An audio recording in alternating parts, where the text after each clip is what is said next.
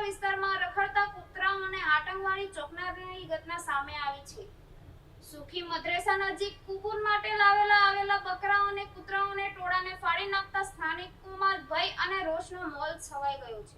સુરત શહેરના રામપુરા વિસ્તારમાં રખડતા કૂતરાઓના આતંકની વધુ એક ચોંકાવનારી ઘટના સામે આવી છે. રોહિત મોહલ્લા ખાતે આવેલી સુફી મદ્રેસા નજીક કુરબાનીમાં પવિત્ર તહેવાર દરમિયાન કૂતરાઓના ટોળાએ કુરબાની માટે લાવવામાં આવેલા બકરાને ફાડી નાખતા વિસ્તારમાં ભારે ચકચાર મચી ગઈ હતી.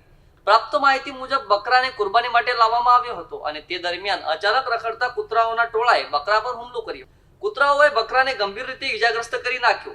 ઘટનાની જાણ થતાં જ આસપાસના લોકો દોડી આવ્યા હતા અને ભારે જહેમત બાદ કૂતરાઓને હંકાવી બકરાને બચાવવાનો પ્રયાસ કર્યો હતો. પરંતુ હુમલો એટલો ભયાનક હતો કે બકરાનું મોત નીપજ્યું હોવાનું જાણવા મળી રહ્યું છે. આ ઘટનાને પગલે સ્થાનિકોમાં ભય અને રોષનો માહોલ જોવા મળી રહ્યું છે. રહેવાસીઓએ આક્ષેપ કર્યો છે કે વિસ્તારમાં લાંબા સમયથી રખડતા કૂતરાઓનો આતંક વધી રહ્યો છે, છતાં મનપા તંત્ર દ્વારા કોઈ અસરકારક કાર્યવાહી કરવામાં આવતી નથી. ખાસ કરીને ધાર્મિક પ્રસંગો અને રહેણાંક વિસ્તારોમાં કૂતરાઓના ટોળા ફરી રહ્યા હોવાને કારણે લોકોમાં અસુરક્ષાની લાગણી ફેલાઈ રહી છે.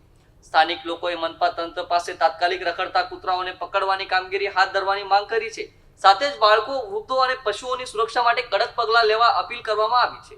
ઘટનાને લઈને વિસ્તારમાં ભારે ચર્ચા ચાલી રહી છે અને મનપાની કામગીરી સામે પણ અનેક સવાલો ઉભા થઈ રહ્યા છે.